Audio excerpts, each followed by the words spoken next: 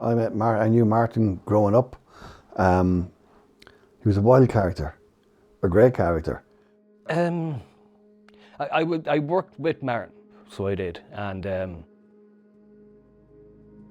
he always had a big smile on his face, do you know? But then again, sometimes he just said, "What's he up to?" What's he up to? Because he was always up to something. He was always on the go, always looking for something new. And he was a wannabe bad boy, but he wasn't a bad boy really. Martin said to me once, "Oh, the police were chasing me. The police were chasing me, Jackie." And I said, "Why were they chasing you?" He said, "I don't know, I didn't wait and ask." He liked a bit of puff, a bit of weed. He had about 6 dogs, 2 chinchillas, a parrot called Spliff. People just used to dump animals on his doorstep. He loved animals.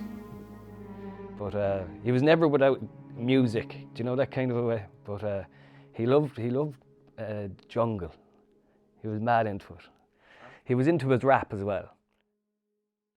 Let's say if you look at him there, he looks like a tough character. He looked like a biker, but he was a teddy bear.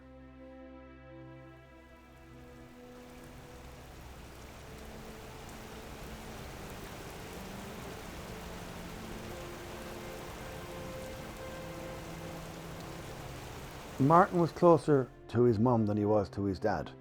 Herself and Martin were people that you just wanted to be around because they made you better. She treated him like a little child. He drove her insane a lot of times as well. But yeah, but like no harm in it. Like just he was a trickster, and I mean that in a good sense, like a joker kind of thing, you know. But she doted on him. He brought out a lot in her, like, and well, laughter anyway, frustration, some sadness, but it's only natural. You can't have happy without sad. He went to bed and his friend called him and asked him to drive her to Dublin to collect her boyfriend. And he said no initially because he was knackered. And she went on and on and on at him. She wasn't the kind of person to give up. I remember the day of the crash, hearing it, I was in disbelief, you know. I remember thinking to myself, this is going to go really hard on Valerie. Really hard on Valerie.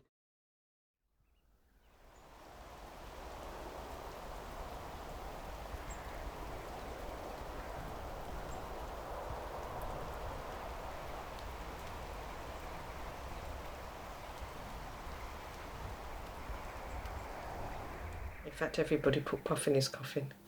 I heard later. I put some in, and then his mates had all sort of passed because his coffin was open at the removal. Everybody had put some in there. Yeah, I can see how she would really benefit and how she did benefit from that diary, like, yeah. But don't forget, she grew up in the East End. She's Jewish, so, you know, she was in the East End when it said no Jews, no Irish, no blacks, no dogs, you know, on doors. She didn't like London, so... We moved to Ireland. Yeah, we moved to Ireland, and... She loved it from the minute she got there. She loved the pace, she loved all of it, she loved feeling safe. To begin with, she would be called names like Packy and stuff like that, because she was dark. And every time I'd see her, I'd go over and I'd give her a hug. I was maybe 12, 13 at the time. But I'd go and I'd give her a hug. And she used to tell everybody that I was her toy boy. She worked hard, Nanny, and I think she was between jobs at the time. Wasn't a place to work if you were a woman in Ireland because you were taking a job a man could do, so you paid 48% pence in the pound tax. Any woman did. The shop, Nanny came to work at the shop after I'd left home. I lived in the UK from I was 18. Martin was only, 13 then when I left home. Yeah. So, and then he came over and stayed with me for a while. Like, as far as I remember, when he was living in England, that's he kind of did that, painting and labouring and work like that, you know. But when he was in the UK, she was always worried about him. You know, is he okay? Is he okay? Like a mother would worry for a child, you know, like a son. And Valerie opened a shop in the shopping centre. It was just after Martin moved back from England. And that would be the first time I met Martin, actually, yeah. You didn't feel like you were walking into a shop. You felt like you know, you were going into somebody's home.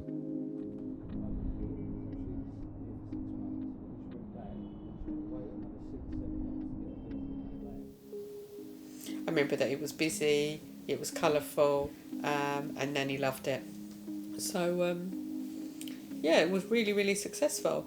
It had nothing to do with the money of the thing. It was like a social thing, and that's what the shop was like. Mum retired when she was 65.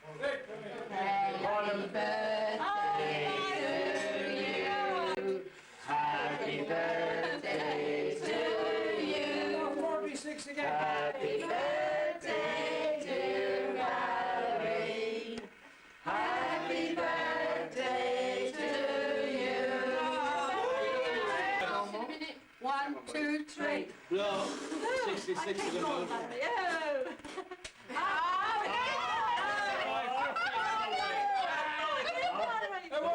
I done that on my 50th, and there's so many candles on it, it melted the blooming cake.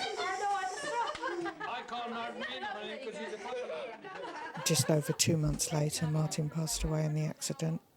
So it was really cruel because she'd been kept busy with work and then she wasn't busy.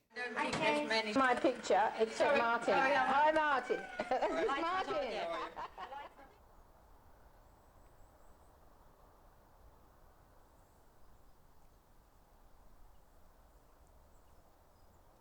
She became quieter and withdrew into herself a little bit. She was depressed. Very depressed. Forever. Forever. It changed forever.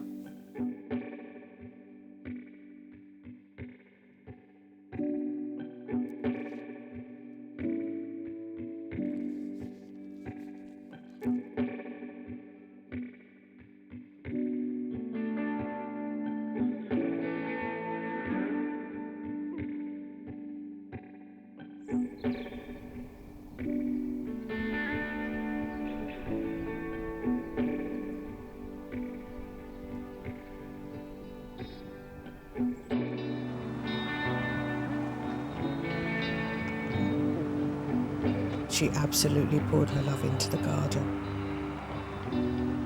You literally in a world of your own.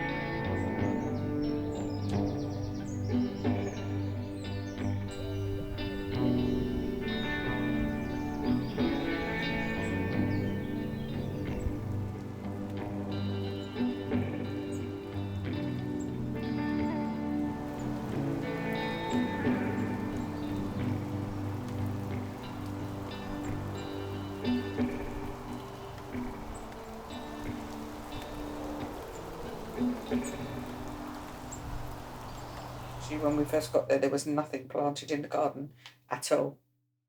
You know, she planted everything in it. And she had all this time at home and he wasn't there. Mum never went abroad, ever. No.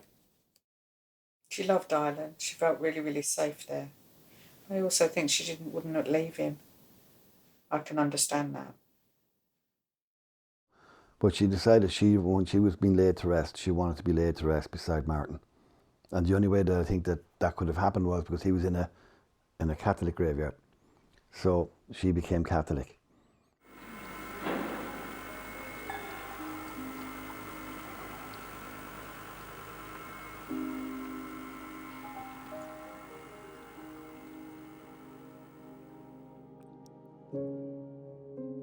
You know, you could see her. She used to go in by herself sometimes to the church.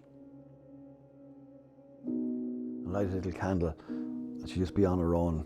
And I used to leave her there because I knew she was talking to Martin.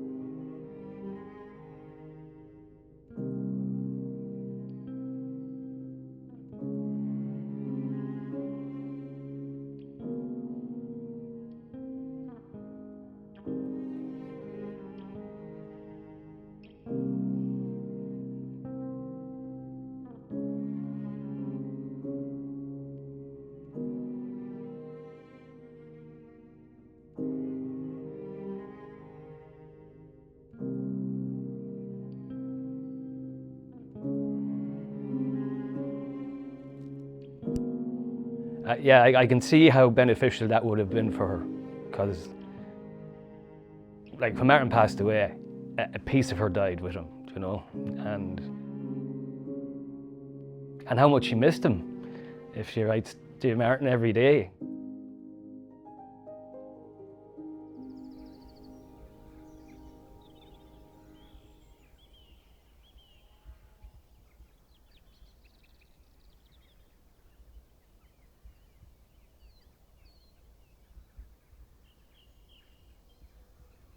I could see the pain she was in.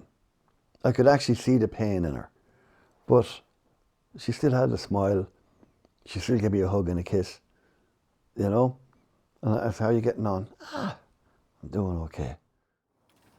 Hi, Jack. Did you ring me? I think you must see me. Just as I sit down in my chair, you ring. Okay. I've got the phone beside me now if you want to ring again. Okay, love you. Bye.